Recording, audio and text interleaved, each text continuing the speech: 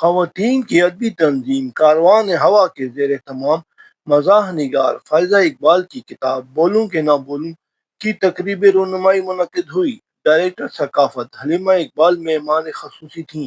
مقررین نے کتاب کو اردو ادب میں بہترین اضافہ قرار دیا۔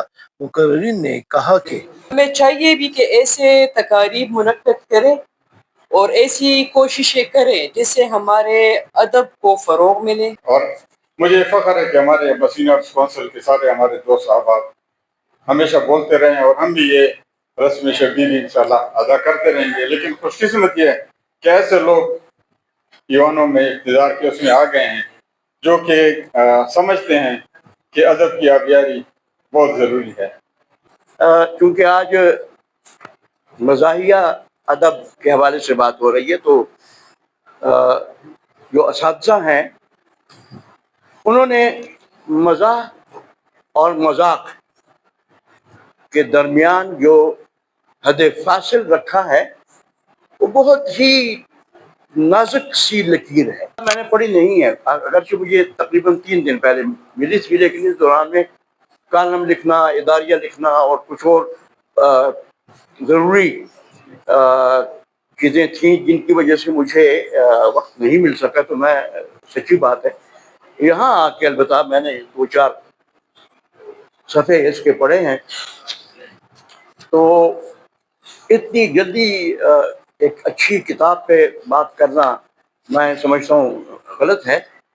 یہ فائزہ کی محبت ہے یا بسین آرٹس کونسل کی محبت ہے یا کاروان ہوا کی محبت ہے یا یہ تینوں محبتیں مل کے ان میں اتنی کشش ہے، برکت ہے کہ اتنے بہت سارے لوگ ہمارے پاس آئے اور ماشاءاللہ بہت بہت نامی گرامی چہروں کو میں یہاں دیکھ رہی ہوں۔ ہمارے وہ دوست جو یہاں آئے جنہوں نے بات کی، اس کے علاوہ مجھے نظر آ رہے ہیں عزیز اعجاز صاحب سب سے آخر میں نظر آ رہے ہیں، جمشید علی خان نظر آ رہے ہیں، پروفیسر رسیل منگل نظر آ رہے ہیں، رشید سہیل صاحب نظر آ رہے ہیں، خواجہ یاور نصیر صاحب نظر آ رہے ہیں۔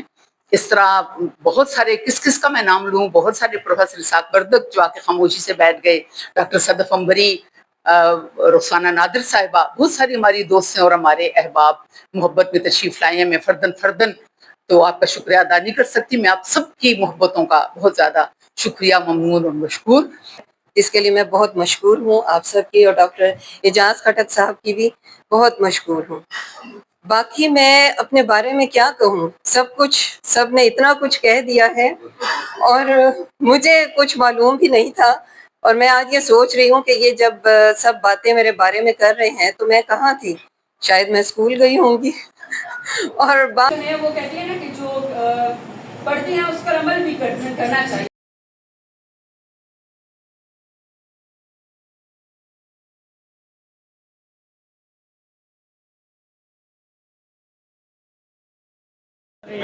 جی ظاہر بات ہے کہ بہت خوشی محسوس ہو رہی ہے اور میرے پاس الفاظ نہیں کہ میں اپنی خوشی کو کیسے بیان کروں، اور میرے لیے بہت بڑے اعزاز کی بات ہے کہ خیبر پختونخوا کی میں پہلی مزاح نگار ہوں، اور بس آپ پھر اسی سے میری خوشی کا اندازہ لگا لیں۔ بہت شکریہ۔